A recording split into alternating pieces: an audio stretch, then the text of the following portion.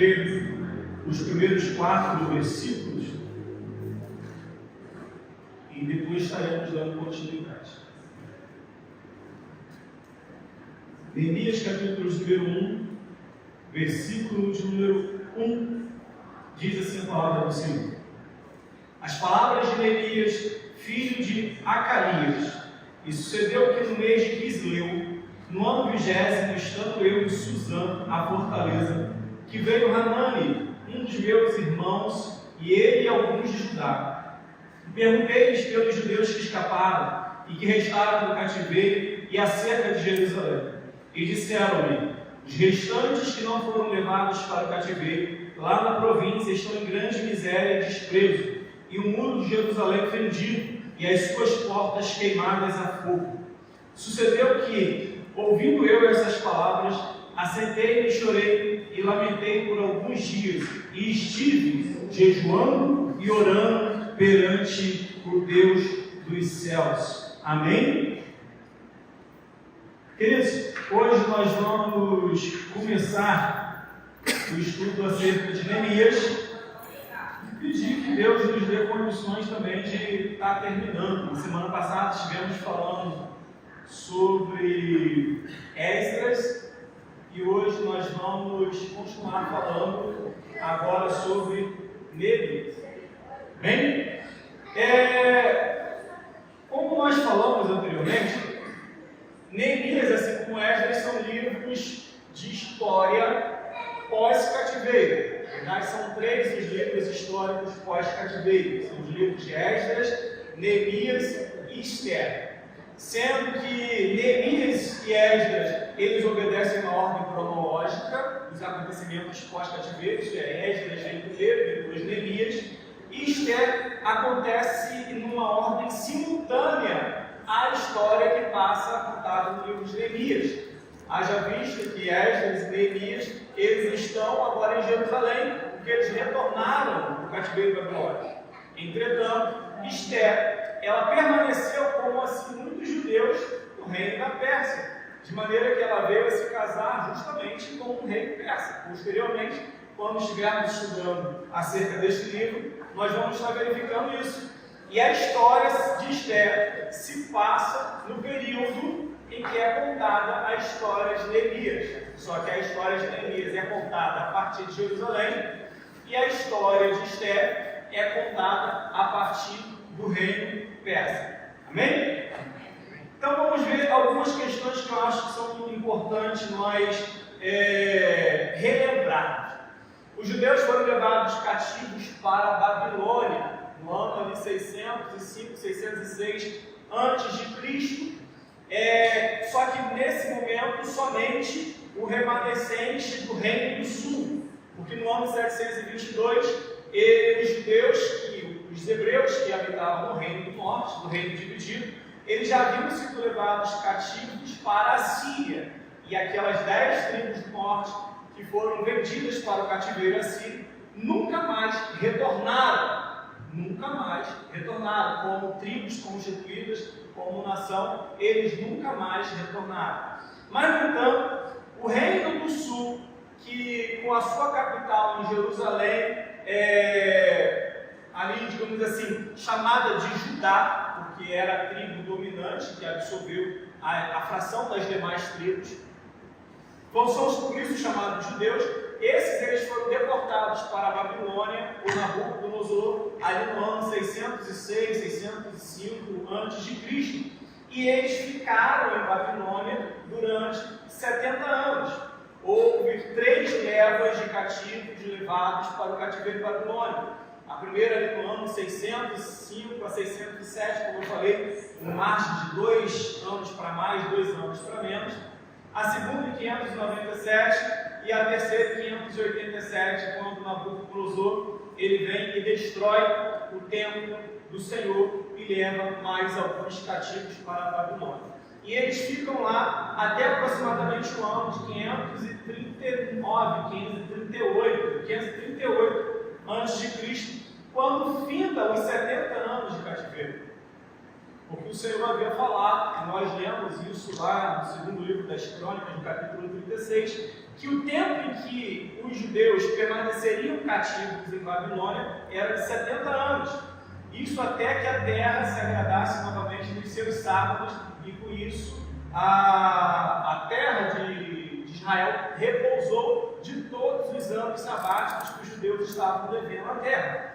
Então, cumprindo-se o tempo do cativeiro babilônico, estava lá Belsazar um dia, nós vamos estudar isso quando formos estudar o livro de Daniel, dando uma festa para 1000 dos seus sátrapas, governadores, regentes de províncias do reino da Babilônia. E nesse período que ele está dando essa grande festa, que vai faltar utensílios para ele servir aos seus convidados, ele manda que tragam os utensílios de ouro que foram levados do templo do Senhor quando Nabucodonosor deportou os judeus. Vocês lembram da ocasião que Nabucodonosor, quando deporta os judeus para a Babilônia, ele leva consigo os utensílios do templo, e lá ficam, só que ficam armazenados. Belsazar, talvez ali por uma questão de não preparo adequado para a festa, para servir aos seus convidados, falta utensílios, ele manda buscar os utensílios de ouro do templo. Naquele momento em que ele está ali comemorando aquela festa, aquela orgia, juntamente ali com os seus governadores e sátrapas, vocês lembram da ocasião? Aparece uma única mão, que faz um escrito na parede, Mene, Tekel, Peres, Ufazim, a qual nenhum dos videntes de Babilônia consegue decifrar o tal enigma da escrita da parede. Então a rainha mãe de Belsazar, ela manda que chame Daniel, que a Bíblia vai dizer que ela chega para o seu filho, cuja Bíblia diz que ele estava tão temeroso porque os seus joelhos batiam um no outro, de tanto que ele tremia do medo, porque ele entendia que o escrito na parede era uma sentença de castigo por parte de Deus sobre sua vida. E no que a rainha mãe vendo a aflição do seu filho, fala o seguinte: olha, aqui no seu reino, um homem que no tempo do seu pai achou-se nele o espírito dos deuses excelentes. O nome dele é Daniel, manda chamá-lo e ele decifrará o enigma da parede. Então, Daniel entra na presença de Belsazar, e Belsazar então fala o seguinte: olha, se puder decifrar o escrito da parede, eu lhe darei até metade do meu reino.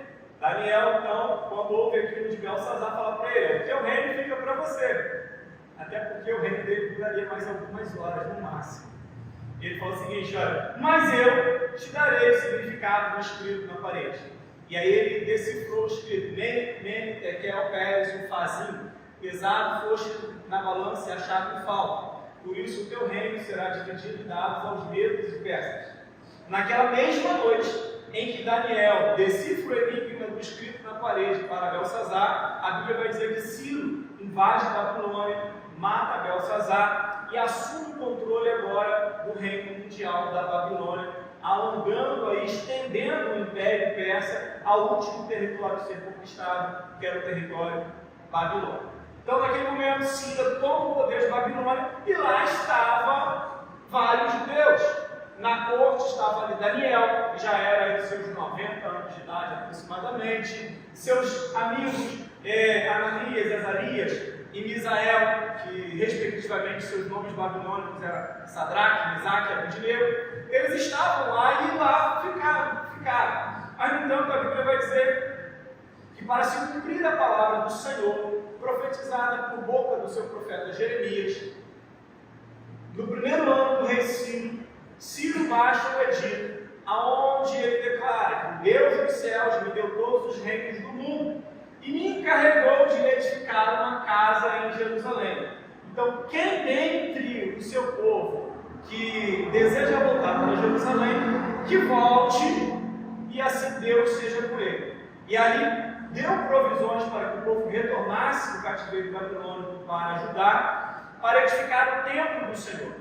Nessa primeira leva, volta então ali o sacerdote Josué, volta ali também Ageu, Zacarias, volta ali também vários outros judeus que estavam em Babilônia, e somando em torno de aproximadamente 50 mil judeus, que voltam de Babilônia para Judá, sob o comando ali de Zorobabel. Zorobabel, ele vem como um governador, porque ele era da linhagem davídica, ele vem como um governador local, Josué como sacerdote, Ageu e Zacarias como profeta, e mais vários judeus.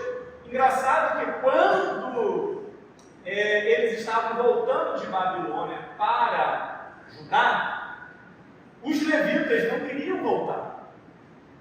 Os levitas, eles não queriam voltar porque já haviam se acostumado a viver em Babilônia. A Bíblia diz que quando eles foram levados para o cativeiro, o Senhor falou por boca para Ezequiel: olha, compre um terreno, construa casa, porque o tempo do vosso cativeiro será muito longo. Porque eles, quando levados cativos, eles ficaram num assentamento, acampados, junto ao rio Quebar, em Babilônia. Mas o Senhor falou o seguinte: olha, não acredite vocês que vocês vão ficar em pouco tempo, porque o tempo do vosso cativeiro será longo. Então, comprem terrenos, edifiquem casas, construam famílias, vivam e orem pela paz da cidade pelas quais vocês foram deportados, porque na paz da vossa cidade está a vossa paz. E assim os judeus fizeram. Eles construíram casas, eles criaram negócios, eles cresceram e se multiplicaram, de modo que quando Ciro baixa o edito para que eles retornem para Judá, muitos não quiseram voltar. Muitos ficaram ali. De milhares de levitas, descendentes diretos da tribo de Arão, que estavam em Babilônia, agora sob o reinado persa, que era um reinado ainda mais flexível, optaram por continuar lá. Inclusive, Mordecai, Esther e seus parentes. Entendeu? Por isso que nós vamos ver a história contada de Esther, onde haviam vários judeus no reino persa, no tempo em que Esther foi empossada como rainha. Então, no que volta Zorobabel, Ageu, Zacarias, Josué, na primeira leva, a Bíblia vai dizer que voltam com eles cerca de 50 mil judeus com uma missão, a missão específica: reedificar o templo do Senhor. No livro de Esdras, do capítulo 1 ao capítulo 6, nós vimos que o propósito dos judeus de retornarem do cativeiro babilônico para Judá é reedificar o templo do Senhor. Então nós vamos ver que os judeus, assim como foram levados para a Babilônia em 3 levas, eles vão retornar do cativeiro babilônico em 3 levas. A primeira leva com Zorobabel, Ageu, Zacarias e Josué. A segunda leva vai vir com Esdras, e a terceira leva com Neemias. Estudamos na semana passada as 2 primeiras, onde alguns judeus voltaram na primeira leva com Zorobabel, e depois, posteriormente, cerca de 1724 judeus voltam com Esdras de Babilônia para Judá. Zorobabel, na primeira leva, volta com o propósito de reedificar o templo, e assim ele começa a reedificação do templo. E ele começa a construir. A planta do templo, ela é modificada. Porque, por exemplo, a planta do templo de Salomão era cerca de 20 côvados de largura, por 60 côvados de comprimento, por 30 côvados de altura. Já a planta que Ciro dá a Zorobabel para que ele possa edificar o templo, ela é um cubo de 60 por 60 por 60. Ou seja, era um cubo de cerca de 60 côvados, aproximadamente 30 metros. Então, 30 de comprimento, 30 de largura, 30 de altura. Então, não tinha, assim, o design que tinha no tempo de Salomão. E quando eles começaram a construir, nós lemos na semana passada, que foi aquele chororô muito grande, porque os anciãos do povo, os levitas, assim, muito mais velhos, que viram a glória do templo de Salomão, quando viram a construção do templo de Zorobabel, eles começaram a se desanimar, se frustrarem, começaram a chorar por decepção. Por quê? O templo de Zorobabel, quando eles lançaram os alicerces, não tinha a glória do templo de Salomão. Era uma coisa assim, muito simples, uma alvenaria simples, algo assim, meio que sem forma e sem formosura, quadrada, meio que sem propósito, não tinha as mesmas divisões que tinha no tempo anterior, e o povo se desanimou, a obra foi paralisada, e depois Deus dá uma nova direção através de Ageu e Zacarias para que o templo ele pudesse ser novamente reedificado. E aí nós estudamos na semana passada que quando Ageu e Zacarias eles reanimam o povo para que eles retornem a edificar o templo, a Bíblia vai dizer que os samaritanos, os inimigos de Israel, se levantaram para poder tentar fazer com que a obra fosse paralisada. Mas quando eles foram até o rei da Pérsia para solicitar que paralisassem a obra, o que aconteceu?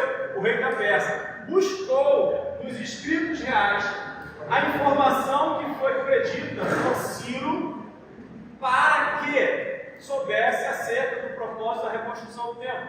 O que aconteceu foi que, na verdade, Ciro não somente mandou que o templo fosse edificado, mas também mandou que fosse provido recursos necessários para a edificação do templo, cumprindo assim a palavra do profeta Ageu, que dizia: minha é prata, meu é o ouro, assim diz o Senhor, por isso a glória da segunda casa será maior do que a glória da primeira.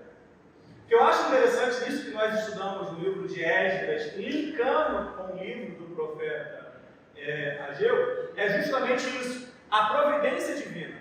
A providência divina veio dos próprios que tentaram paralisar a obra, porque o rei ordenou aqueles que foram lá tentar paralisar a obra da reconstrução do templo, que eles providenciassem tudo que fosse necessário para a construção do templo, e não somente isso, mas que também desse animais para que pudessem fazer o sacrifício. Então, quando a gente lê o livro de Esdras, a gente não tem essa percepção. Mas quando a gente consegue linkar a cronologia histórica do livro de Esdras com os profetas que profetizaram durante o mesmo período, nós vamos ver que quando Deus fala através de Ageu, o Senhor provê aquilo que é necessário. Bem?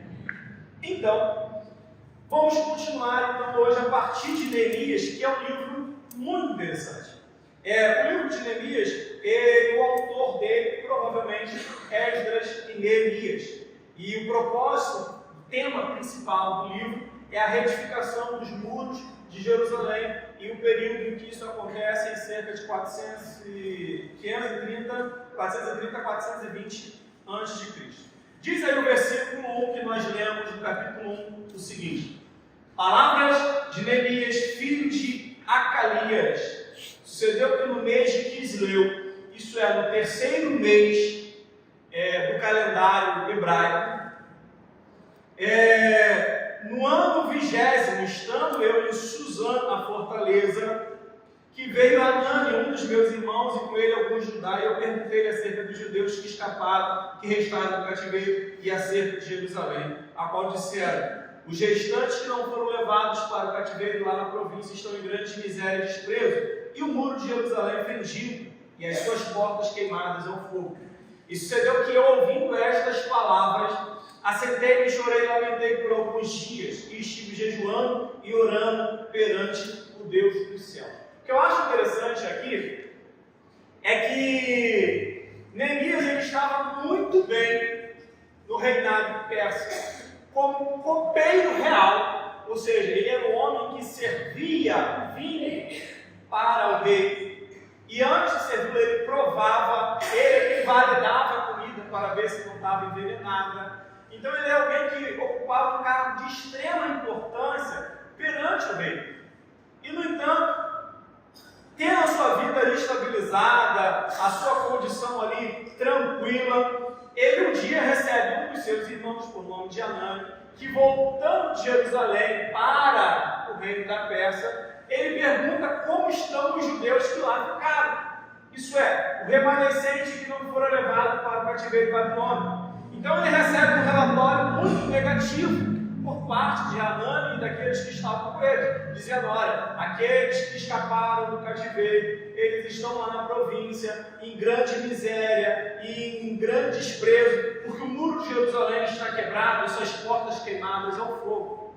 E a Bíblia diz que naquele momento em que ele ouve essas palavras, ele se assenta estático e começa a chorar e lamentar durante alguns dias.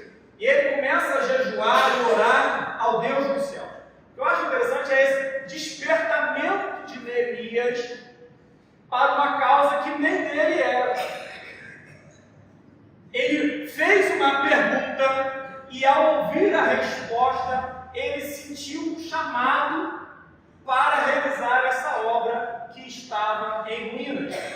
Eu gostaria que você prestasse muita atenção nesse seguinte detalhe. Muitas das vezes nós não conseguimos identificar o chamado que Deus tem para mim e para a sua vida. Às vezes nós olhamos e não sabemos e queremos que Deus fale conosco, como se um anjo descesse dos céus e falasse: olha, meu servo, minha serva, esse que eu tenho uma grande obra na sua vida, e eu vou te usar para este fim em tal lugar. Só que, no entanto, às vezes não é assim que acontece. Pelo contrário, muitas vezes o nosso chamado ele está diretamente relacionado a uma vocação interna ou uma necessidade externa. Quer ver um exemplo? Se você sente na igreja uma deficiência em alguma área e aquilo te causa um grande incômodo, aquilo te causa uma grande inquietação, você sente o desejo de ajudar, talvez essa necessidade externa, ela apele internamente, dando a você uma direção sobre aquilo que Deus está te chamando para fazer. Quem já ouviu a expressão, quem tem a visão, tem a missão? É mais ou menos isso. Neemias, ele viu a necessidade e ele não aceitou ficar parado, não aceitou ficar indiferente a miséria do seu povo. E ele, a Bíblia vai dizer no versículo 5 que ele começou a orar a Deus nesse propósito. Observe o que diz o texto aí. Ele disse: ah, Senhor Deus dos céus, Deus grande e terrível, que guarda o conserto e a benignidade para com aqueles que te amam e guardam os teus mandamentos. Estejam, pois, atentos os teus ouvidos e os teus olhos abertos para ouvires a oração do teu servo, que eu hoje faço perante de ti de dia e de noite pelos filhos de Israel, teus servos, e faço confissão pelos pecados dos filhos de Israel, porque pecamos contra ti. Também eu e a casa do meu pai pecamos. E de todos nos corrompemos contra ti, e não guardamos os mandamentos, nem os estatutos, nem os juízos que ordenaste a Moisés, teu servo. Observe que o texto está dizendo o seguinte: Neemias, ele pega e se coloca da seguinte maneira: Deus, esteja atento à oração que esse teu servo faz. E ele se coloca na condição juntamente com o seu povo. Eu quero que você atente somente para o seguinte detalhe: Neemias, ele nasceu no cativeiro. Neemias, ele não conhece a história do cativeiro. Ele não fez parte daqueles judeus que habitavam em Jerusalém por causa das suas transgressões foram levados cativos para a Babilônia. Pelo contrário, ele é um dos filhos destes, mas no entanto não tem nada a ver com eles. Mas na hora que ele vai orar, a sua empatia faz com que ele se coloque na mesma condição do seu povo, aonde ele diz: nós pecamos, e também eu pequei contra ti, não guardando os estatutos, os mandamentos, os juízos que ordenaste através de Moisés, teu servo. Lembra-te, pois, da palavra que ordenaste a Moisés, teu servo, dizendo: vós transgregireis e eu vos espalhareis entre os povos. Neemias está usando a palavra de Deus para fazer recordar a Deus daquilo que o Senhor havia falado. Ele está dizendo: Senhor, o Senhor fez cumprir a sua palavra, que se nós transgredíssemos, o Senhor nos espalharia entre os povos. Versículo número 9. E se vós vos converteis a mim e guardares os meus mandamentos, eu os fareis. Então, ainda que os vossos rejeitados estejam ao cabo do céu, De lá os ajuntarei e trarei ao lugar que tenho escolhido para ali fazer habitar o meu nome. Estes ainda são teus servos, e o teu povo que resgataste com a tua grande força e com a tua mão forte.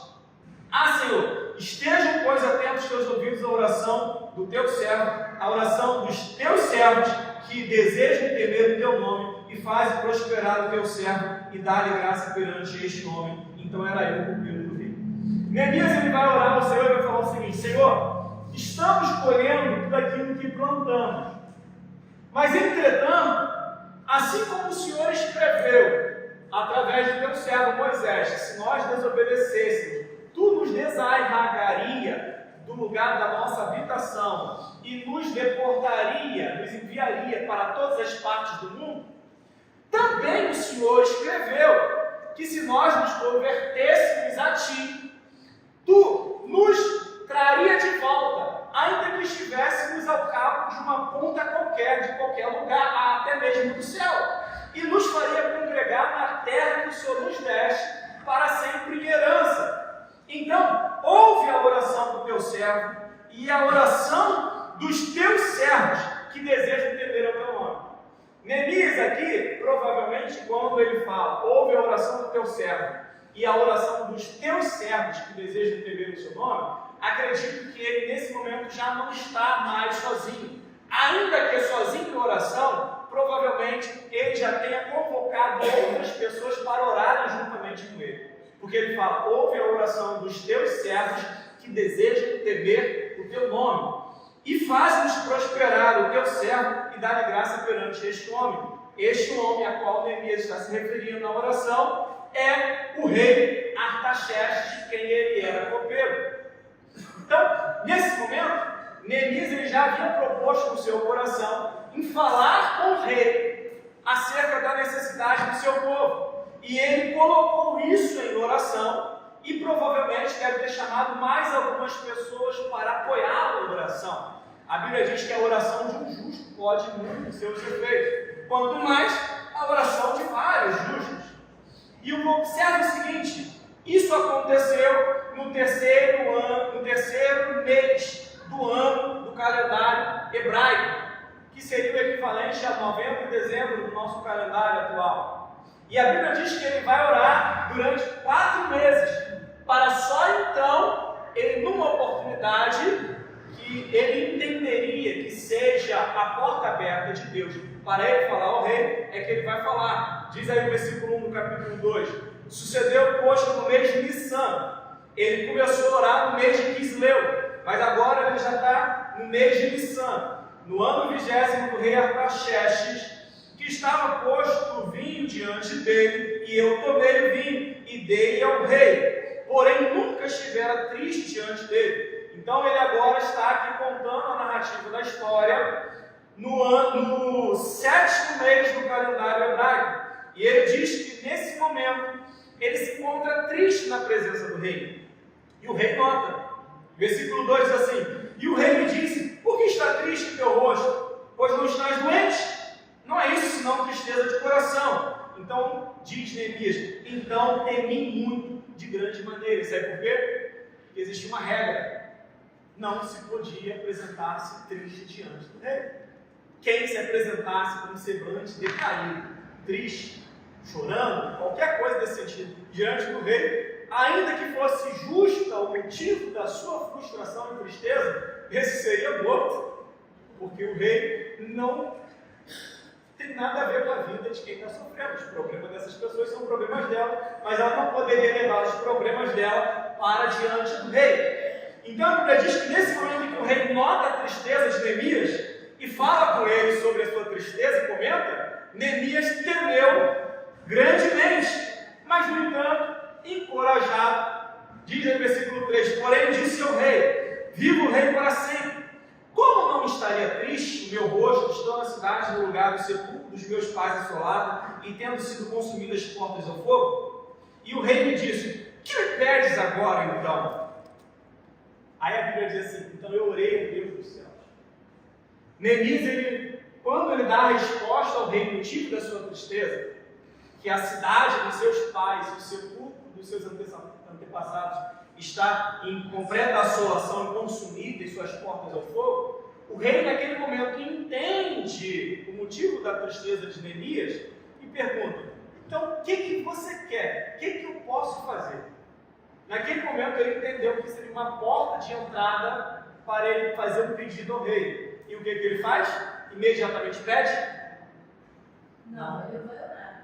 Ele vai orar. Aí a Bíblia diz: então orei ao Deus dos céus. E disse ao rei após ter orado: se é do agrado do rei, se o teu servo é aceito na sua presença, peço que me envies ajudar a cidade e o sepulcro dos meus pais para que eu a reedifique. Então o rei me disse: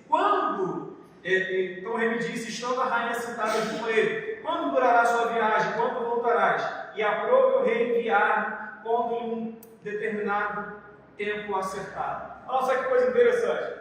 Neemias, ele, durante 4 meses, ele orou por um propósito. Quando a oportunidade chegou, ele orou para que Deus lhe concedesse palavras sábias diante do rei, para poder falar tudo aquilo que era preciso. E uma coisa muito interessante é que ele sabia exatamente o que ele queria. Gente, é muito importante nós termos em mente aquilo que nós precisamos.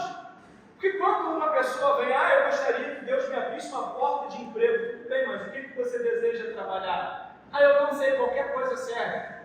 É muito importante nós termos exatamente definido na nossa cabeça aquilo que queremos, aquilo que precisamos, a nossa necessidade. Porque Deus trata-nos na nossa particularidade. Ainda que Ele saiba qual é a nossa necessidade, Deus trata na nossa individualidade. Será que Jesus Cristo não sabia quando chegou para o cego Bartimeu e perguntou-lhe: o que queres que eu te faça? Sabia. Mas, no entanto, ele queria ouvir da boca do cego Bartimeu qual a sua maior necessidade.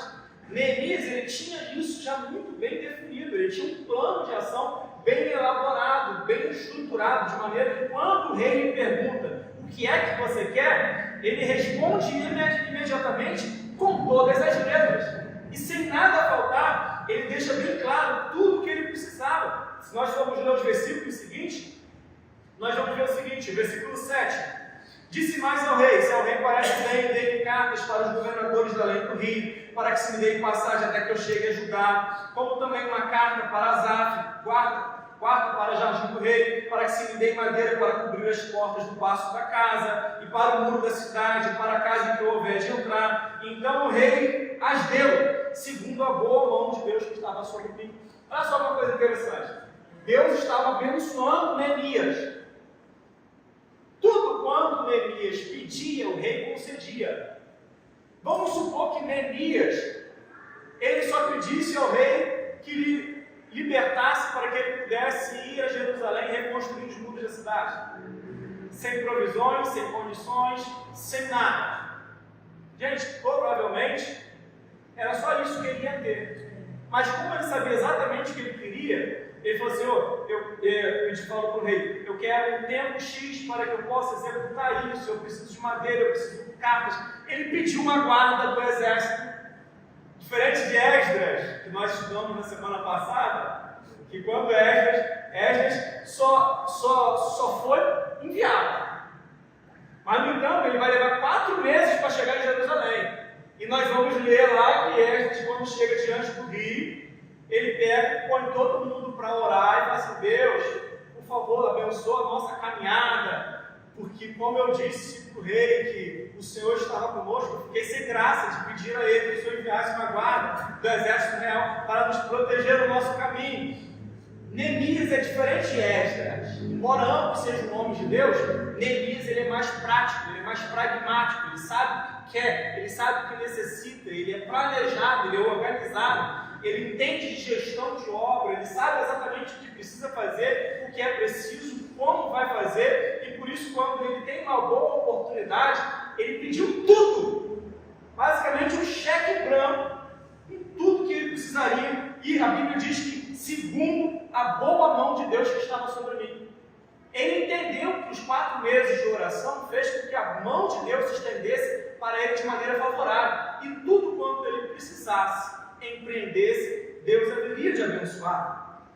Então, Diz aí, versículo 9: vinham os governadores do além do rio, deles as cartas do rei, que o rei tinha enviado comigo, os chefes do exército e os cavaleiros. O que ouviram do Sambalá, o Aronita, e Tobias, o servo amonita, se lhes desagradou com grande desagrado de que alguém viesse procurar o bem dos filhos de Israel.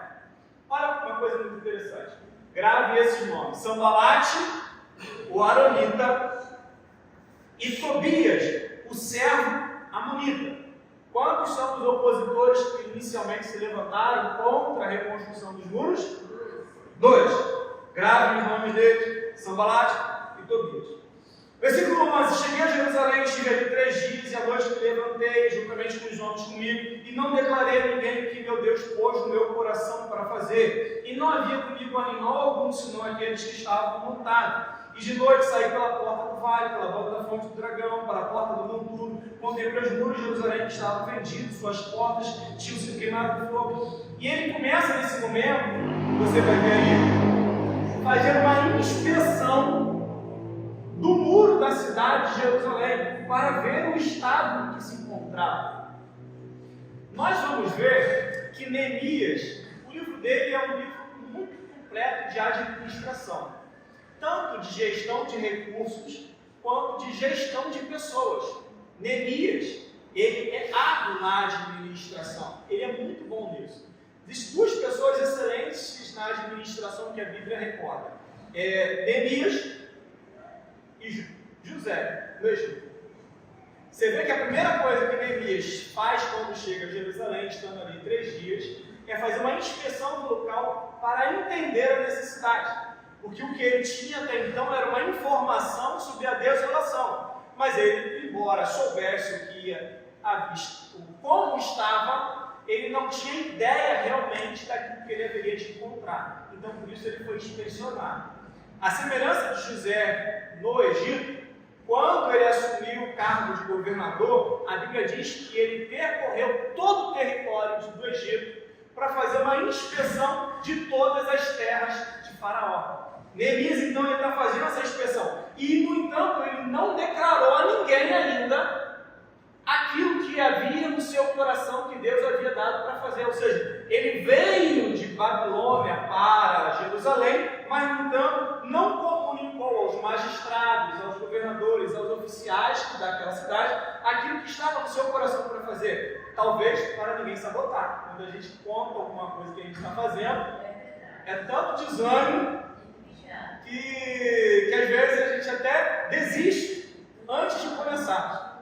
Hoje pela manhã, uma pessoa mandou uma mensagem para mim e falou o seguinte: pastor, quando a gente conta um sonho para a nossa família diz que a gente está com mania de grandeza, que está sonhando demais, que tem que colocar os pés no chão, porque isso foge da realidade. Isso é bom ou isso é ruim? Eu falei: isso é bom. Porque se você está sonhando, você tem que sonhar acima da sua realidade.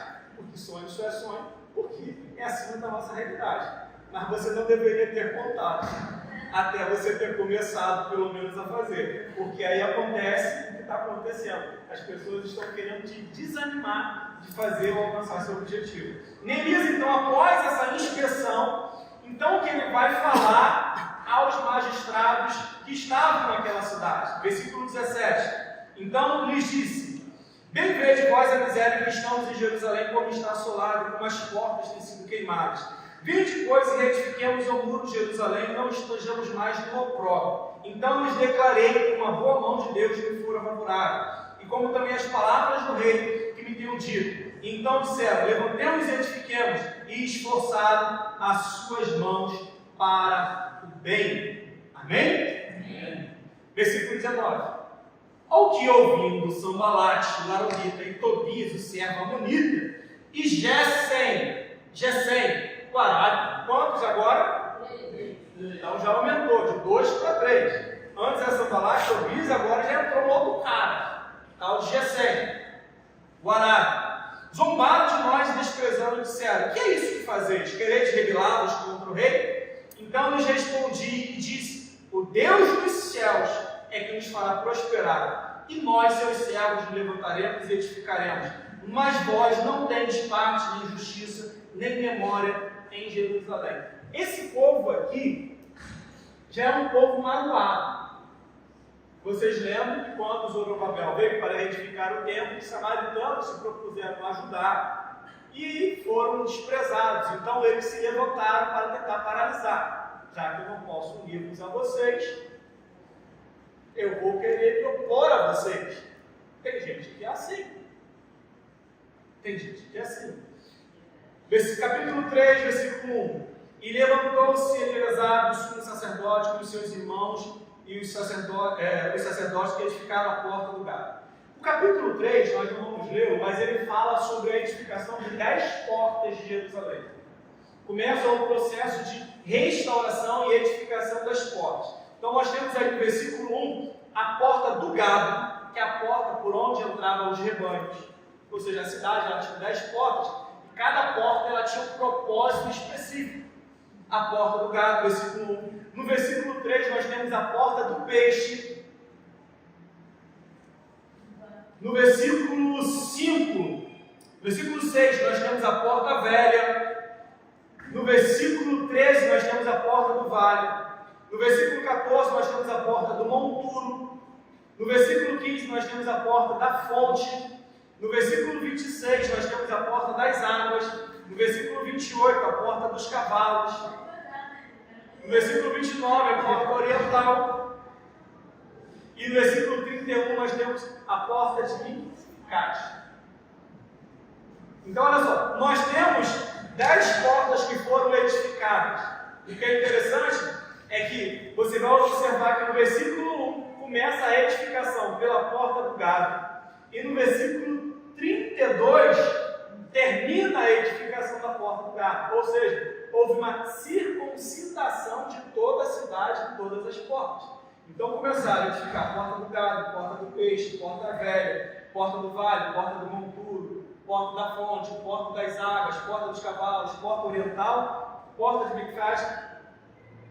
Fechamos a porta do gado novamente. Começou o processo de reedificação das portas. No capítulo 4, nós vamos ver que os inimigos, vendo que a obra estava avançando, eles começaram a se opor à edificação. Versículo 1 diz assim: sucedeu que, ouvindo Sambalate, que edificávamos o muro, ardeu em ira e se indignou muito, escarneceu os judeus. E falou na presença dos seus irmãos do exército de Samaria e disse: que fazem esses fracos judeus? Permitisse-lhes a isso, sacrificarão, acabarão num só dia, vivificarão nos montões do pó as pedras que foram queimadas? E estava com ele Tobias, o amonita, e disse: ainda que edifique e vir uma raposa, derrubará facilmente o seu muro de pedra. Ouve, ó nosso Deus, que somos tão desprezados, e caia o seu opróbrio sobre a sua cabeça, e faz com que seja um despojo na terra do cativeiro, e não cubras a iniquidade, e não se risque diante de ti o pecado deles, pois que te irritaram de fronte dos edificadores. Uma coisa muito interessante. Neemias não estava aqui fazendo a obra de Deus? De modo que Neemias está falando para Deus em oração: Senhor, eles estão te irritando, falando contra os teus servos. Falar contra o servo do Senhor é falar contra aquele que esse servo representa, o seu Senhor. Que a Bíblia diz que nós somos embaixadores de Deus. Embaixadores são representantes. Quem se levanta contra o servo do Senhor, se levanta contra o Senhor, que é esse servo. Neemias está falando o seguinte: olha, pois que te irritaram de fronte dos edificadores, quando desprezaram os seus servos. E aí a Bíblia diz, versículo 6: e assim edificamos o muro, e todo o muro se cerrou até a sua metade, porque o coração do povo se inclinava a trabalhar.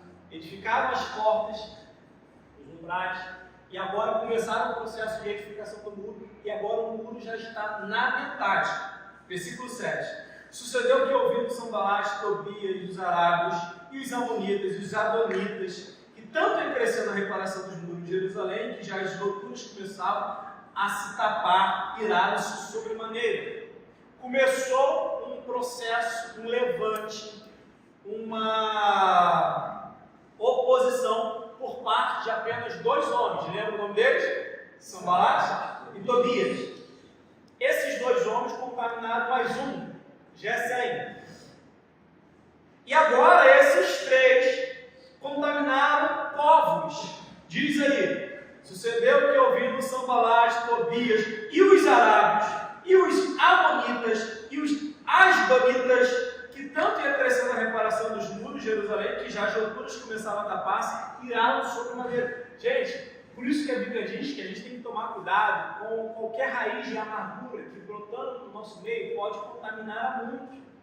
Que às vezes uma pessoa frustrada, magoada, chateada, ela pode contaminar várias pessoas à sua volta.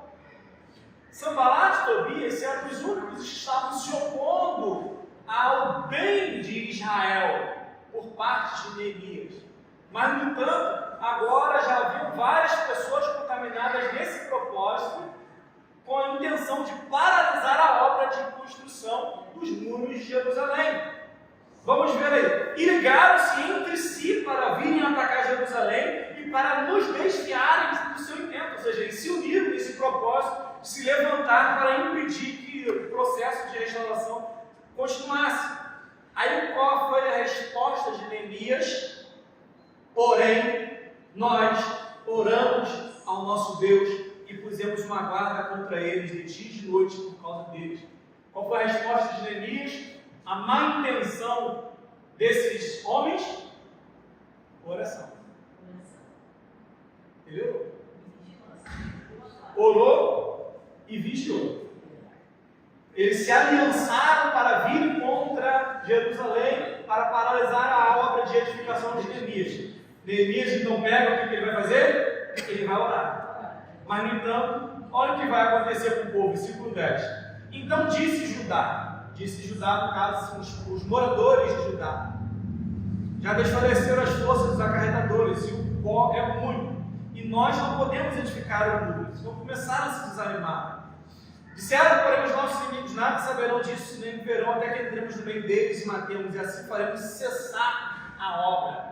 Olha só, os inimigos que estavam se opondo à edificação dos muros, eles aproveitariam do momento do desânimo do povo para cavar a oportunidade necessária para poder matar os cabeças que estavam liderando a construção para assim fazer a obra. Mas, no entanto, sucedeu que, vindo os judeus que habitavam entre eles, 10 vezes disseram de todos os lugares a nós, pelo que pusemos guardas nos lugares baixos, por detrás do muro e nos muros altos, e pus o povo pelas suas famílias, com as suas espadas, com as suas lanças, com os seus arcos. E olhei e levantei-me, disse aos nobres, aos magistrados e ao resto do povo: não temais, lembrai-vos do Senhor grande e terrível, pelejai pelo vosso povo, pelejai pelos vossos irmãos, pelos vossos filhos e pelas vossas mulheres.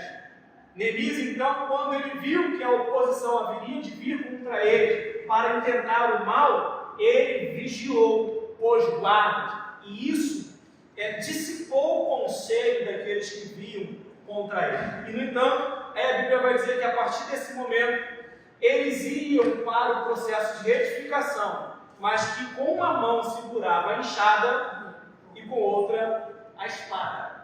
Então, enquanto eles faziam a obra, eles estavam de prontidão e alerta para uma reação a qualquer momento que se fizesse necessário. Aí a Bíblia vai dizer o seguinte, no versículo 19: e eu disse aos nobres, os magistrados e ao resto do povo: grande e extensa a obra, e nós estamos apartados do muro, longe uns dos outros. No lugar em que ouvirdes o som da buzina, ali nos ajuntarei convosco, e o nosso Deus pelejará por nós. Nossa, que coisa interessante. Neemias ele vai falar o seguinte: olha, quando ouvirdes o som da buzina, significa que está tendo um levante naquele ponto que a buzina tocar. Então nós corramos todos para lá, porque unidos, nosso Deus pelejará por nós em nosso favor. Na união está a bênção do Senhor. Amém? Capítulo 5, versículo 1. Foi, porém, grande o clamor. Olha só uma coisa muito interessante. Nesse capítulo 5, nós vamos ver que, enquanto a obra estava acontecendo, começaram a surgir alguns problemas. A semelhança da igreja de Jerusalém, a A Bíblia vai dizer lá no capítulo 6 de Atos que o número dos cristãos que se agregavam à igreja dia após dia crescendo numerosamente, grandemente, de modo que houve murmuração por parte dos judeus helenistas, porque as suas tribos estavam sendo desprezadas na distribuição dos alimentos. Com o crescimento, vem alguns desajustes, é normal, entendeu? É normal o crescimento gerar desconforto, gerar problemas, gerar situações. O que não pode acontecer é nós ficarmos indiferentes aos problemas, nós temos que pegar os problemas e resolver. Quando a igreja primitiva cresceu e no crescimento veio desorganização e também veio problemas, o que eles falaram? Pedro e os demais apóstolos, olha, escolhei entre vós 7 homens de boa reputação, cheios do Espírito Santo, que têm bom testemunho, e coloque eles sobre a distribuição dos alimentos para que isso sirva a todos de uma maneira geral, porque nós nos dedicaremos à oração e ao ministério da palavra. Os apóstolos tiveram esse bom senso, olha, nós não temos como atender todo o povo em todo o tempo, porque o povo é muito, nós somos poucos. Então vamos eleger 7 diáconos, e esses diáconos vão cuidar da administração dos bens e dos alimentos para os pobres e as viúvas. E nós nos dedicaremos à oração no ministério da palavra. A delegação é o caminho para a organização. Organizar muitos é a mesma coisa de organizar poucos. Basta nós delegarmos. Só que no que houve o crescimento da obra, e à medida que o mundo ia se empenhando, houve, no caso, uma injustiça social no meio do povo. Você vai observar no capítulo 5, versículo 1, que diz assim: foi grande o clamor do povo e de suas mulheres contra os judeus, seus irmãos. Observe que agora o problema não é externo, o problema é interno. Não estão reclamando dos amonitas, asdonitas, dos arábios, estão reclamando dos judeus. Porque havia quem dizia: com nossos filhos e nossas filhas, nós somos muitos, pelo que tomemos trigo para que comamos e vivamos. Ou seja, havia gente dentro do povo que estava trabalhando, mas que estava passando fome. Versículo 3: também havia quem dizia que as nossas terras, nossas vinhas, nossas casas havíamos empenhados para tomar trigo nesta fome. Ou seja, por causa da fome, as pessoas tinham penhorado os seus bens para conseguir o que comer e não morrer de fome. Versículo 4: também havia quem dizia: tomamos dinheiro emprestado até para tributo do rei sobre as nossas terras e as nossas vinhas. Olha só, as pessoas não apenas empenhavam os seus bens em prol de alimento, eles agora estavam pegando dinheiro emprestado para pagar dívida. Gente, a pior coisa que existe é você abrir um buraco maior para cobrir um buraco menor. E é isso que eles estão fazendo aqui. Eles pegaram dinheiro emprestado para pagar a dívida de tributos que eram impostos pelo rei da Pérsia. Porque eles eram, embora fossem liberados para retornar a Jerusalém, eles ainda continuavam vassalos do rei da Pérsia. Então tinham que pagar impostos ao rei. Só que eles não tinham condições, eles pegaram dinheiro emprestado para pagar as suas dívidas. E a dívida só foi aumentando. Versículo 5: agora, pois, nossa carne é como a carne dos nossos irmãos, nossos filhos são como os seus filhos, e eis que sujeitamos nossos filhos e as nossas filhas para serem servos, e até alguns das nossas filhas são tão sujeitos que já não estão em nosso poder de nossas mãos. Outros têm as nossas terras e as nossas vinhas. Olha o que aconteceu. Eles perderam as terras, perderam os seus bens, perderam toda a sua fonte de renda, tudo em prol de comida. No entanto, não bastasse isso, seus filhos foram dados como servos para pagar dívidas. Suas filhas foram dadas como servas, mas de maneira que não voltariam mais. Ou seja, as suas filhas estavam sendo dadas em troca de dinheiro, em troca de comida. O que aconteceu? Versículo 8. Neemias responde: ouvindo eu, pois desse clamor, em suas palavras, muito me enfadei. Ou seja, ele ficou desgostoso com a situação. E considerei comigo mesmo no meu coração, depois pelejei com os nobres e com os magistrados, e disse-lhes: usuras tomais cada um do seu irmão. O que estava acontecendo? Como nós falamos anteriormente, o problema aqui não era mais externo, o problema era interno. O problema era que os magistrados, os governadores, os ricos, a classe nobre de Israel, dentro e meio de toda aquela pobreza, estava penhorando os bens dos seus irmãos e tomando quanto esse não os conseguia pagar, tomando seus filhos e filhas como escravos. E quando isso chegou ao ouvido de Neemias, a Bíblia diz que Neemias ele tomou de um desgosto profundo no seu coração.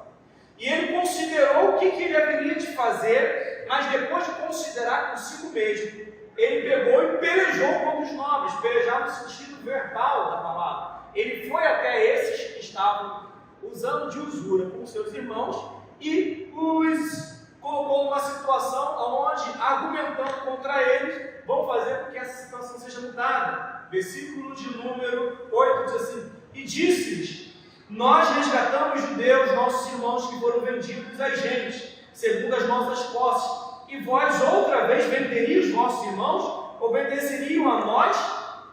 Então se calaram e não acharam que responder. Neemias está dizendo o seguinte: olha, havia muitos irmãos nossos, judeus, que estavam sendo escravizados. Eu os comprei e os trouxe juntamente comigo para essa terra. E vocês agora os escravizais de novo? E vocês agora os venderiam de novo? Ou vocês vão vender para mim mesmo? Neemias, você quer que eu de novo compre aqueles que eu já um dia os resgatei? Ora, o que vocês fazem não é bom. E quando ele dá essa palavra, a Bíblia diz que os nobres, eles ficaram sem argumento e se calaram, sem ter o que responder. Versículo 9 diz assim: não é bom o que fazeis. Porventura, não deveriam vocês andar no temor do nosso Deus, por causa do opróbrio dos gentios, dos nossos inimigos? Olha, uma coisa muito interessante, ó. A falta de temor leva à falta de temor. A falta de temor leva à falta de amor. Ele diz assim: não é bom que fazer, porventura não deveriam vocês andar no temor do nosso Deus por causa do opróbrio dos gentios, do nosso inimigo? Ou seja, aquilo que vocês estão fazendo é tão mal que os gentios, nossos inimigos, estão observando isso e o nome do Senhor está sendo defamado entre as nações, porque entre os nossos vocês estão usando de usura e por causa disso tomando os vossos irmãos por escravos. Diz aí no versículo 10: também eu e meus irmãos e meus moços, a juro, lhe temos dado dinheiro e trigo, e no entanto deixamos esse ganho. Restituí hoje, peço-vos as suas terras, as suas vinhas, seus olivais, suas casas, como também o centésimo do dinheiro, do trigo, do mosto, do azeite que exigis dele. Então disseram: restituí-los e nada procuraremos deles. Faremos assim como dizeis. Então chamei os sacerdotes e os fiz jurar que fariam conforme esta palavra. E também o meu regaço sacudi e disse: assim sacuda o Deus Todo-Poderoso ao homem cuja casa o seu trabalho não cumprir esta palavra, e assim seja sacudido e vazio. Em toda a congregação disse amém, e louvaram ao Senhor, e o povo fez conforme também esta palavra. Amém? Neemias, por que ele pegou e pelejou contra os magistrados e ele teve moral para poder falar com eles? Aí a Bíblia vai dizer, no versículo de número 14: também desde o dia em que fui nomeado seu governador na terra de Judá, desde o ano 20 até o ano 32 do rei Artaxerxes, 12 anos, nem eu nem meus irmãos comemos o pão do governador. Ele está falando o seguinte: olha, eu nunca me usei da minha posição para exigir qualquer tipo de gratificação. Como governador, eu deveria comer o pão do governador, mas no entanto, há 12 anos eu estou nesse cargo e nunca me usei dessa posição para oprimir os meus irmãos. Pelo contrário, os primeiros governadores, versículo 15, esses primeiros governadores que foram antes de mim, oprimiram o povo e tomaram-lhes pão e vinho. E além disso, 40 ciclos de prata, como também os seus moços dominaram sobre o vosso povo, porém eu assim não fiz. Ou seja, Neemias está dizendo o seguinte: olha, eu abri mão do meu salário de governador, eu abri mão de tudo aquilo que me era devido, para que não oprimisse vocês. E aí ele diz: por causa do temor de Deus. E ele ainda me acrescenta mais, versículo 16. Antes também, na obra deste muro, fiz reparação. Ou seja, eu não somente abri mão do salário de governador para que não lhes impor uma carga maior do que vocês possam suportar, mas como também na obra de restauração do muro, tem a minha mão lá. Eu não fiquei só de longe mandando. Eu fui lá trabalhar também juntamente com o povo, porque nós somos todos irmãos, carne da mesma carne, sangue do mesmo sangue, e com isso eu lhes dei exemplo. Quando Neemias ele se opõe aos magistrados para que eles restituíssem as terras aos seus irmãos, ele fez com uma força moral tal de alguém que é exemplo naquilo que faz. Hoje em dia nós temos muitas pessoas que muitas vezes elas são muito boas em mandar, mas muito falhas no executar. São muitas vezes hipócritas na sua maneira de viver. Foi por isso que Jesus Cristo falou acerca dos fariseus, dizendo o seguinte: na cadeira de Moisés se assentam os escribas e fariseus, fazem tudo o que ele vos manda, mas não fazem o que eles vos fazem. O que eles fazem? Porque eles falam, mas não fazem o que eles falam. Ou seja, não dão exemplo. Capítulo 6. Sucedeu o quê? Ouvindo Sanbalat, Tobias e Gesem, o arábio, o resto dos nossos inimigos, que eu tinha edificado o muro, que nele já não havia brecha alguma, ainda que até aquele tempo não havia posto as portas dos portais. Sanbalat e Gesem enviaram dizer: vem, congreguemos juntamente nas aldeias do vale de Ono. Porém, tentavam fazer-me mal. E enviei os mensageiros a dizer o seguinte: estou fazendo uma grande obra, de modo que não poderei descer. Por que cessaria eu esta grande obra para que a deixasse para ir ter convosco? A resposta de Neemias era o seguinte: olha, eu estou ocupado demais para ir ter com vocês. A intenção de Sanbalat, Tobias, Gesem, era, no entanto, tirar Neemias do meio da cidade para, no entanto, num lugar mais ermo, o matar. E Neemias, ele entendeu que isso era mal. Em vez dele ficar dando ouvidos àquilo que os seus inimigos estavam dizendo, às propostas dos seus inimigos, ele, pelo contrário, falou o seguinte: olha, estou fazendo uma grande obra, de modo que eu não posso descer para ter convosco. Gente, uma pessoa ocupada, ela não abre brecha para que o inimigo possa atacar. Uma pessoa ocupada, ela não para o que ela está fazendo toda hora para poder ficar se justificando, para poder ficar se defendendo. Nós vamos ver exatamente que Neemias, ele faz isso. Ele não fica o tempo todo se justificando, se defendendo daquilo que ele está fazendo. Ele está fazendo e ele continua fazendo. E deixa que os seus resultados falem por ele, enquanto falam dele.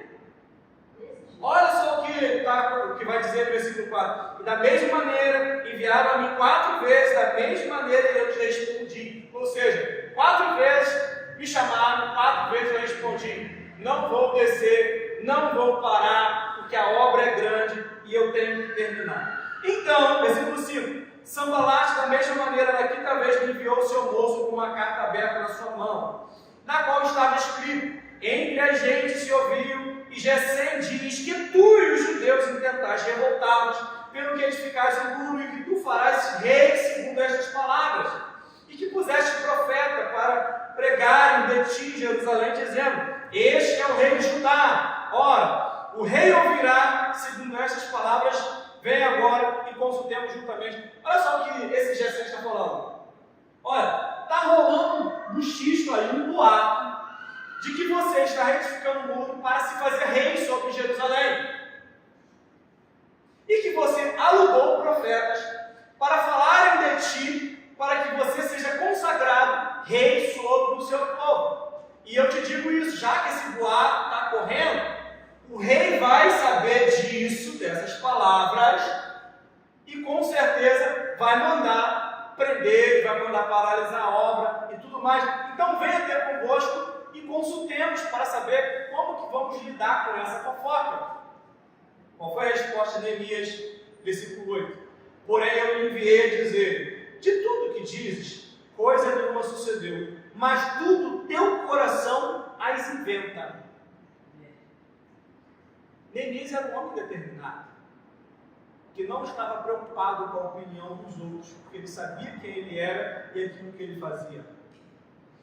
Versículo 9: porque todos eles procuravam me atemorizar, dizendo: as mãos largarão a obra e não se efetuará. Mas agora, ó Deus, esforça as minhas mãos. Gente, a tentativa de paralisar a obra era vinha de todas as maneiras. Olha o que diz aí o versículo 10.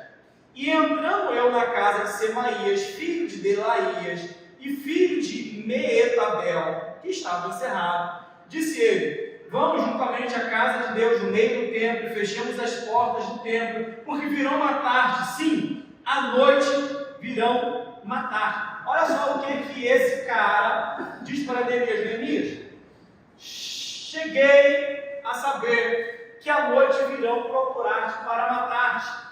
Vamos fazer o seguinte: não durma na sua casa hoje, vamos à noite para o templo, fechar as portas sobre nós e ficarmos escondidos lá dentro, porque no templo jamais iam procurar você. Simples assim, uma boa estratégia de fuga para que ele não viesse a morrer. Mas no entanto, versículo 11 diz assim: porém eu disse, como um homem como eu fugiria? E quem há que como eu entre no templo e viva, de maneira que nenhuma entrarei? E conheci que esta não era a palavra de que Deus enviara, mas essa profecia falou contra mim, porquanto Tobias e Sanbalate subornaram. Para isso subornaram, para me atemorizar, e para que assim eu fizesse e pecasse, para que tivesse alguma coisa a fim de me infamar e assim me vituperarem. Gente, Neemias, ele é um cara muito consciente. Por quê? Porque se ele entra no templo e ele não é levita, ele estaria profanando o templo e isso lhe causaria morte. Se ele entra no templo não sendo levita, não sendo autorizado, isso lhe causaria um prejuízo de morte, porque ele estaria fazendo aquilo que ele não é autorizado por Deus a fazer. Vocês lembram que Uzias, um grande rei, entrou no templo para queimar incenso, foi resistido ali pelos sacerdotes, e leproso ficou e saiu correndo desesperado do templo, porque Deus o ferira com lepra? Eles queriam fazer isso com Neemias, eles queriam criar um motivo para terem como defamá-lo diante do povo, porque se ele assim fizesse, ele profanaria o templo. O que eu acho mais interessante é que Neemias, ele vai dizer assim: eu entendi que essa palavra não veio da parte de Deus. Por quê? Porque ele entendeu que essa profecia não veio da parte do Senhor. Alguém poderia especular no motivo? Como ele chegou a essa compreensão de que essa profecia não era uma profecia da parte de Deus?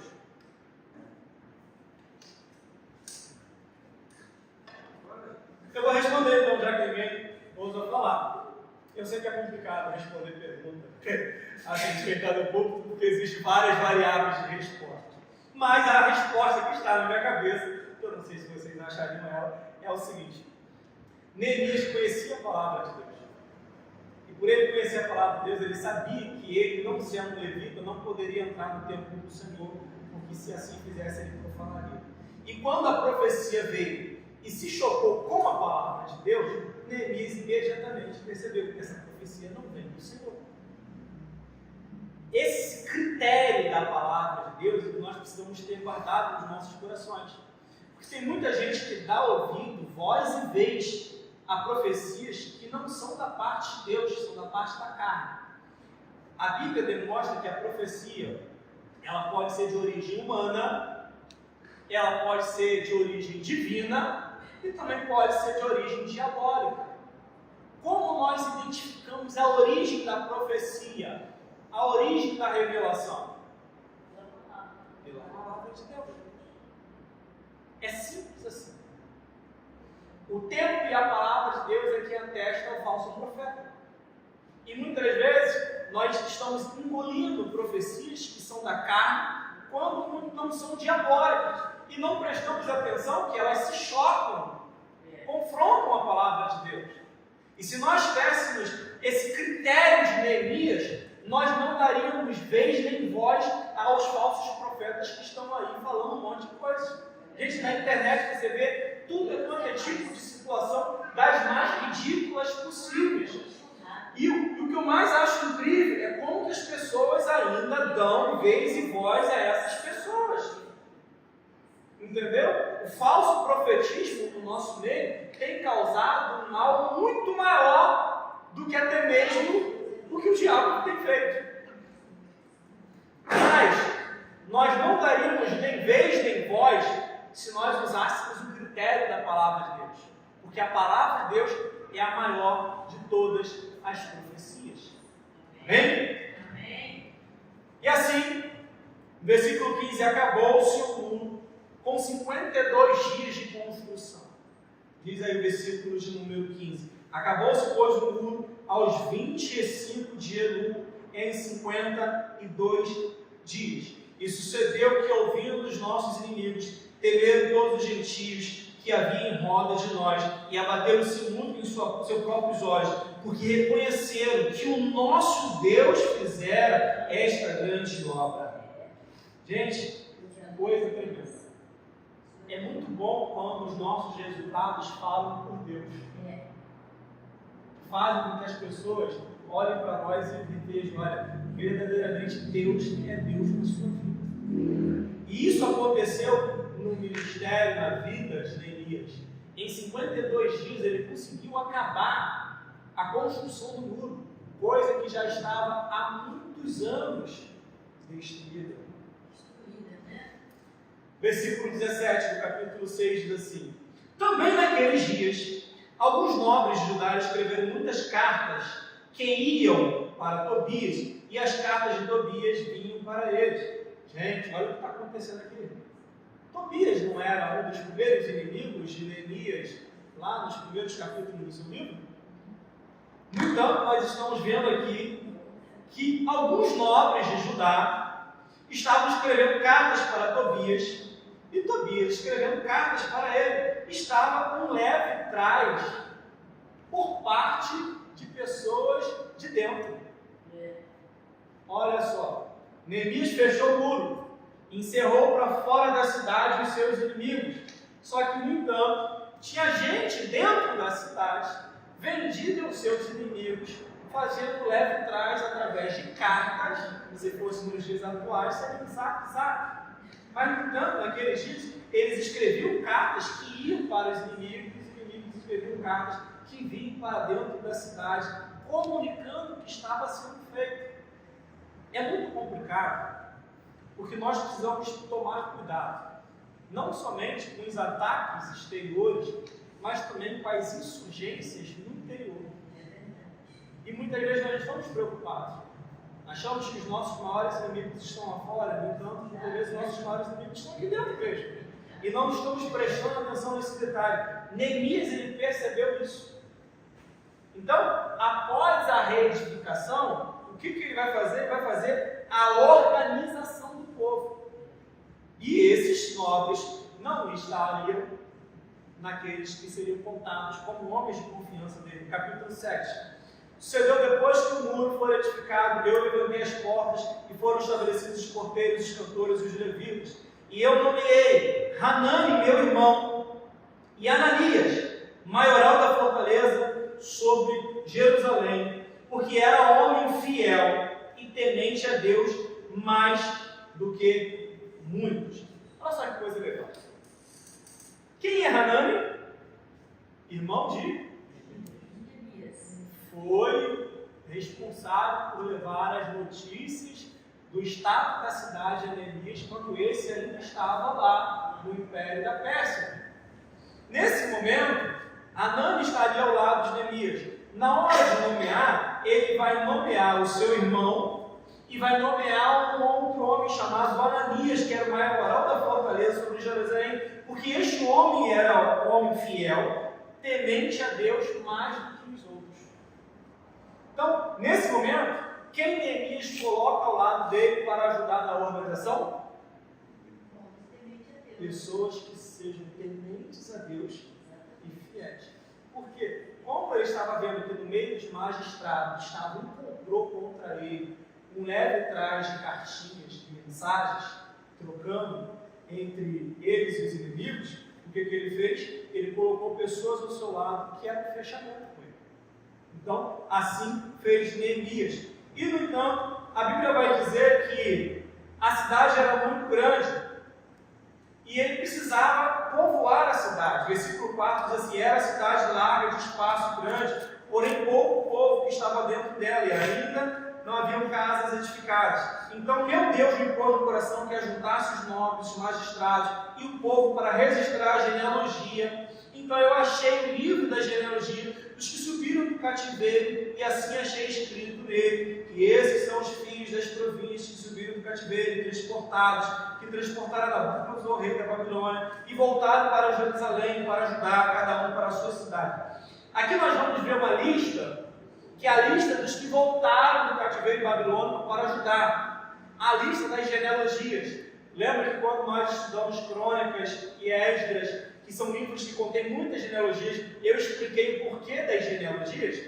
Porque se fazia necessário. Quando Neemias vai fazer o controle daqueles que haveriam de habitar em Jerusalém, daqueles que haveriam de habitar fora, ele busca os livros das genealogias para achar quem pertenceria a elas.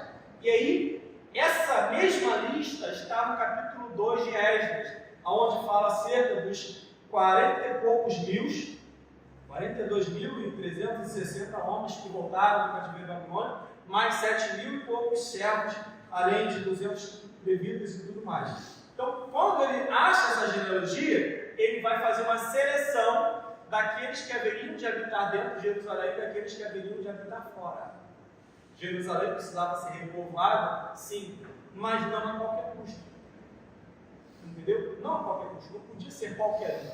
Então, por isso, ele quis fazer uma peneira entre aqueles que habitariam dentro e aqueles que habitariam fora. No capítulo 8, nós vamos ver que o povo vai se consagrar e eles vão chamar Esdras para que leia o livro da lei. Diz assim o versículo 1: E chegado o 7º mês, estando os filhos de Israel nas suas cidades, todo o povo se ajuntou como um só homem na praça diante da porta das águas, e disseram a Esdras, o escriba, que trouxesse o livro da lei de Moisés que o Senhor tinha ordenado a Israel. E Esdras, o sacerdote, trouxe a lei perante a congregação, e assim homens como mulheres de todos tendidos para ouvirem, no primeiro dia do 7º mês. E leu nela diante da praça que está diante da porta das águas, desde a alva até o meio-dia, diante dos homens e mulheres e entendidos. E os ouvidos de todo o povo estavam atentos ao livro da lei.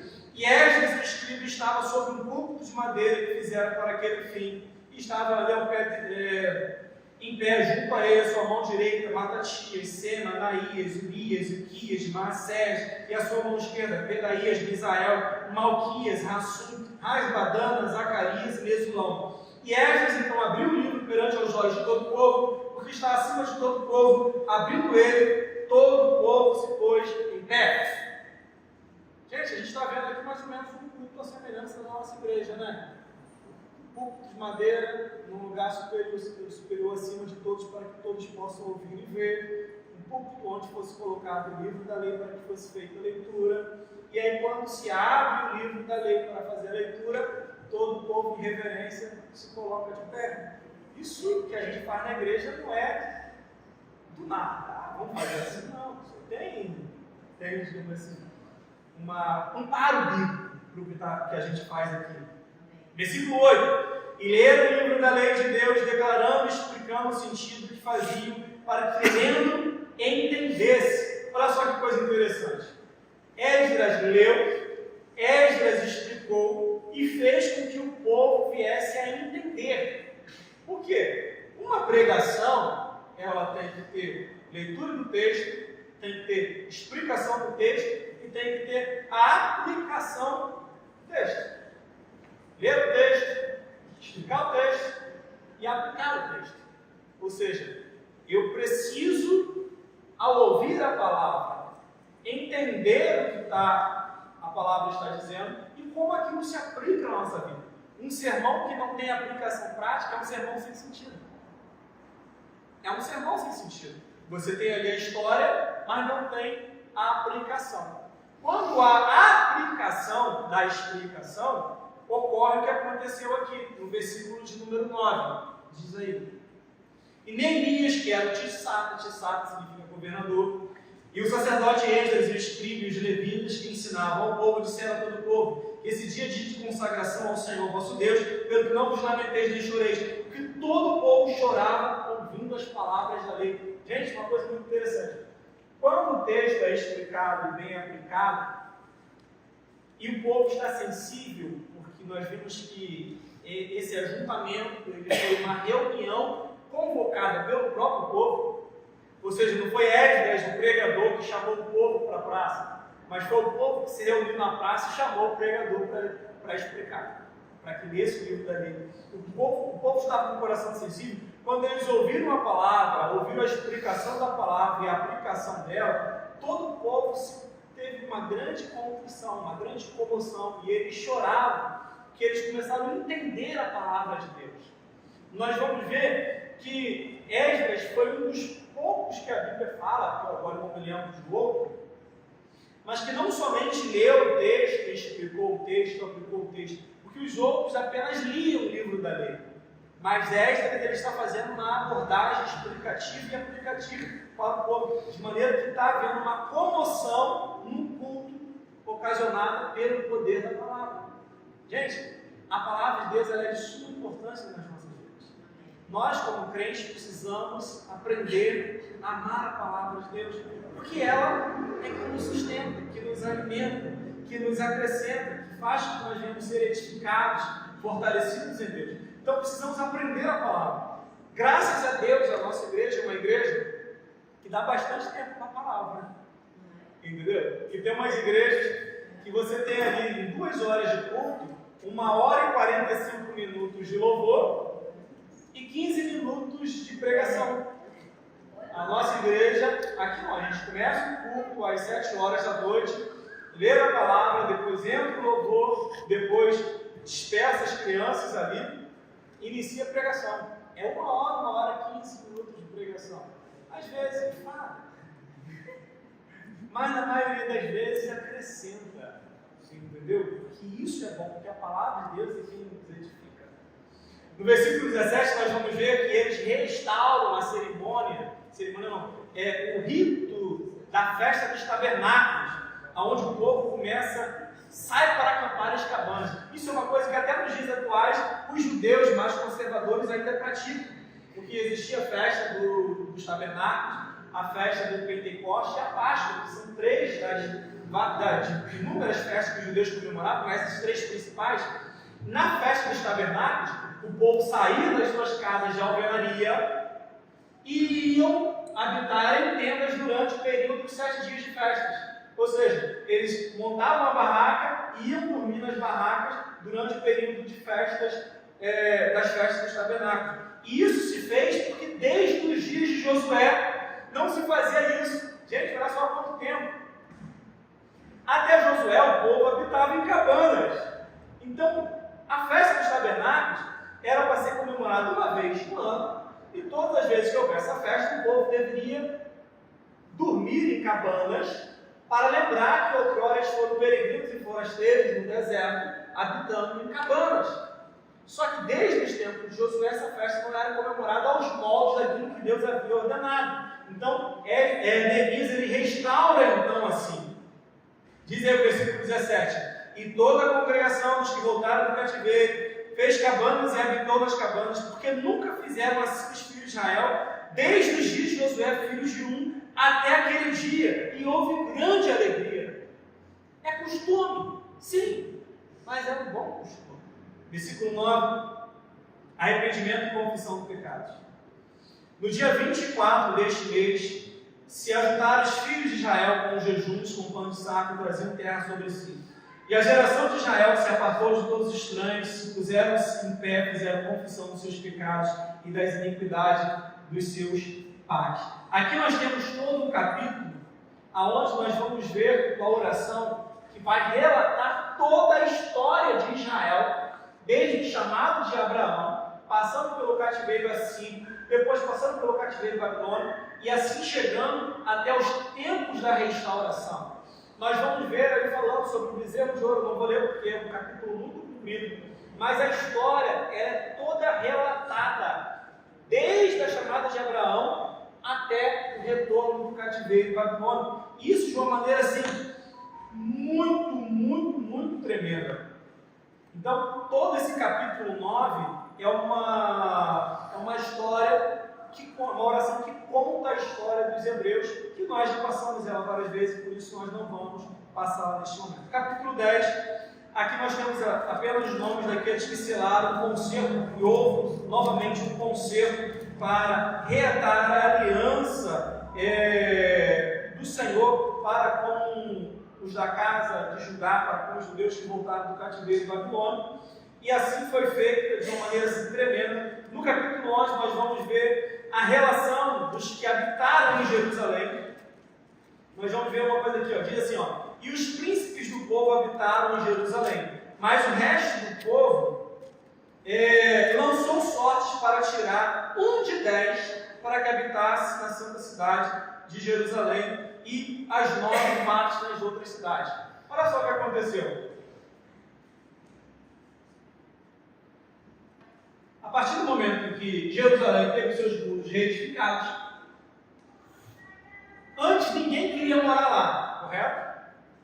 Tanto é que nos capítulos anteriores nós lemos que Neemias, ele viu que a cidade era grande, espaçosa, mas que tinha poucos habitantes e não haviam casas edificadas, porque Jerusalém houvera sido destruída e por isso todo mundo vazou para outras cidades, porque Jerusalém foi destruída.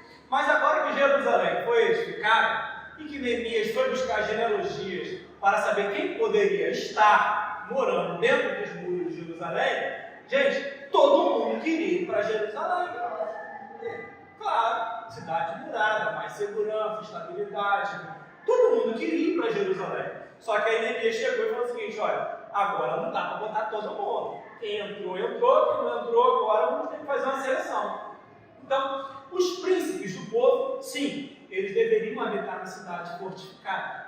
Mas dos demais do povo, ele fez uma seleção para que apenas 10% entrassem para morar em Jerusalém.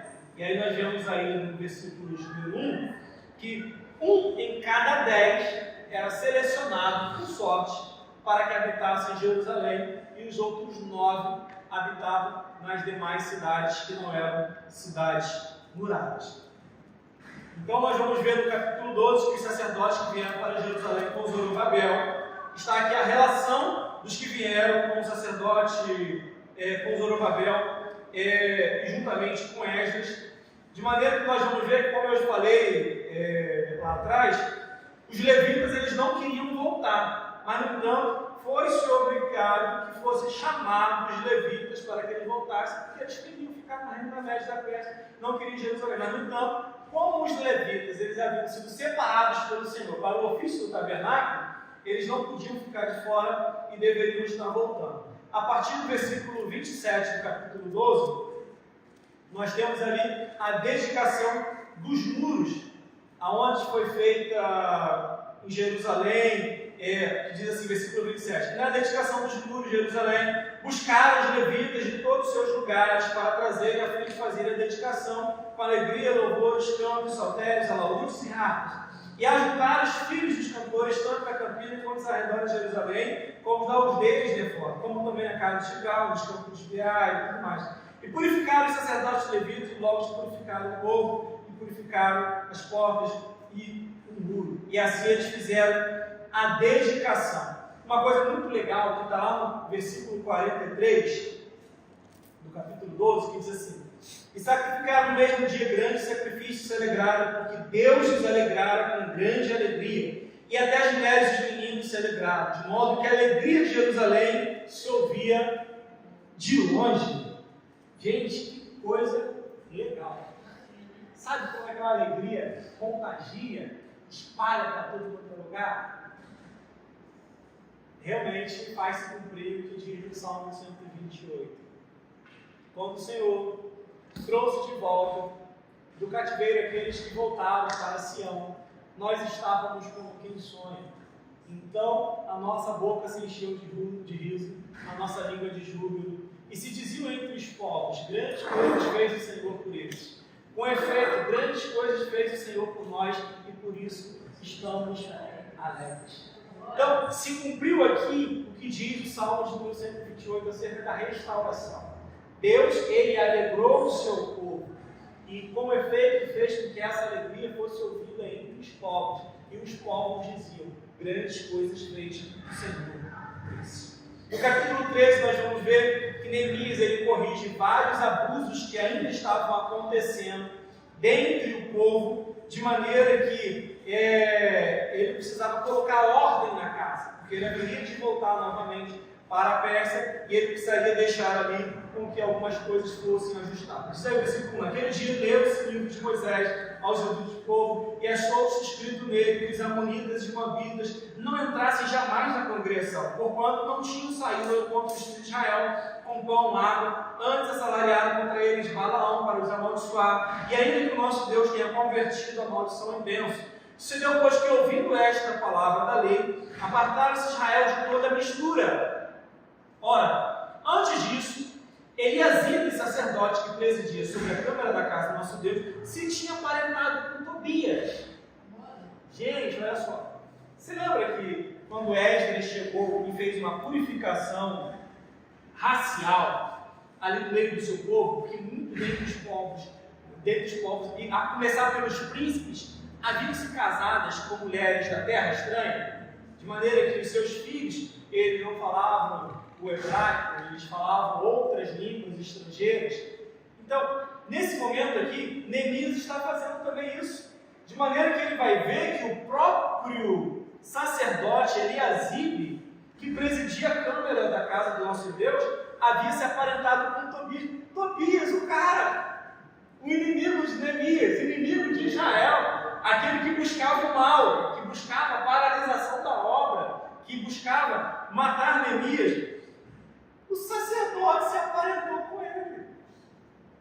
E olha, não digo mais, e fizeram uma câmara grande onde dantes se metiam as ofertas de manjares, incensos e utensílios e dízimos de grão do mosto do azeite que se ordenaram para os levitas e cantores e porteiros, como também a oferta alçada para os sacerdotes. Nesse momento, Neemias havia voltado para a Pérsia. Quando ele volta, ele encontra essa situação. Versículo 6. Mas durante tudo isso não estava eu em Jerusalém, porque no ano 32 de Artaxerxes, rei da Babilônia, eu vim ter com o rei, mas ao cabo de alguns dias tomei a alcançar a licença do rei e vim para Jerusalém e compreendi o mal que Eliasabe fizera para beneficiar Tobias, fazendo uma câmara no pátio da casa de Deus. Olha só, lembra? No ano 32 do rei Artaxerxes, aquele que liberara Neemias para vir retificar os muros, Neemias ele teve que voltar, porque lembra que lá no capítulo 1, o rei falou o seguinte: olha, você pode ir, mas qual tempo você vai voltar? Um tempo determinado ele voltou. No que ele voltou, ele ficou só alguns dias fora. Quando ele voltou, o sacerdote Eliasibe fez um quarto de luxo junto ao templo da casa do Senhor, aonde se guardavam os dízimos e as ofertas do templo, para o sogrão dele, Tobias. Para o sogrão, botou o sogro para morar no templo, na casa do Senhor, junto com os dízimos e as ofertas. Vamos lá, né? Pois é. Aí o que aconteceu quando ele chegou? No versículo 8.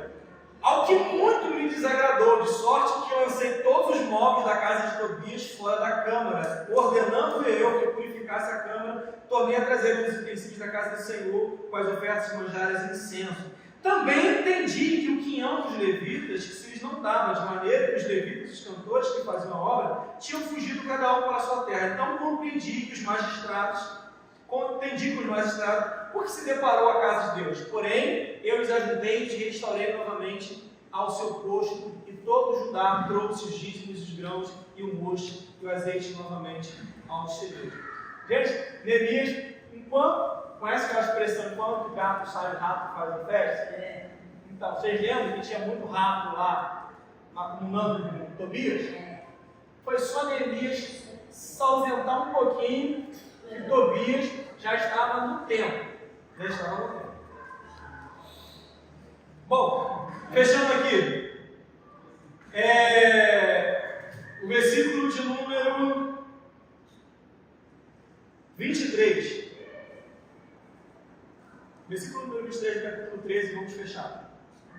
Vi também naqueles dias que os judeus já tinham casado com mulheres asdoditas, amonitas e moabitas, e seus filhos falavam meio asdoditas e não podiam falar o judaico, segundo a língua de cada seu povo. Então contendi com eles, os amaldiçoei, os espanquei, alguns deles, lhes arranquei os cabelos, e os fiz jurar por Deus, dizendo: não dareis mais vossos filhos e as vossas filhas, e não tomareis mais filhos nem vossos filhos, nem para vós mesmos. Gente,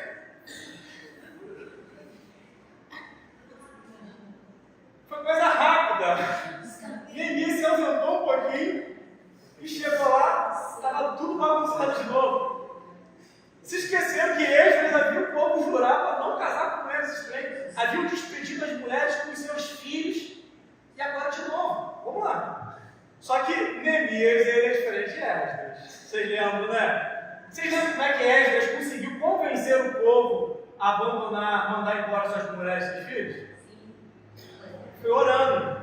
Você lembra? Nós lemos na semana passada que Esdras pegou e fez uma oração. E quando ele terminou aquela oração, aquele clamor, que foi uma oração espetacular, o povo estava mais crente do que se tivesse pregado 1000 sermões. Numa oração, Esdras convenceu todo mundo a abandonar as mulheres estranhas e mandar embora juntamente com os seus filhos. Neemias, como eu falei, era um cara mais prático, mais pragmático. Quando ele voltou, encontrou Tobias lá, ele pegou Tobias, jogou tudo para fora e o dispensou, e o despediu dali, mandando-o embora. Quando ele encontra que novamente os homens haviam se casado com amonitas, moabitas, asdonitas, gente, ele pegou e meteu-lhe a mão, puxou a barba, puxou o cabelo, deu chute, deu soco, mordeu, fez um escarcéu danado, contendendo com ele, amaldiçoou, diz o versículo 25, eu contendi com ele, os amaldiçoei, espanquei, arranquei cabelos e os fiz jurar por Deus, dizendo que não daria mais seus filhos às vossas filhas, e assim.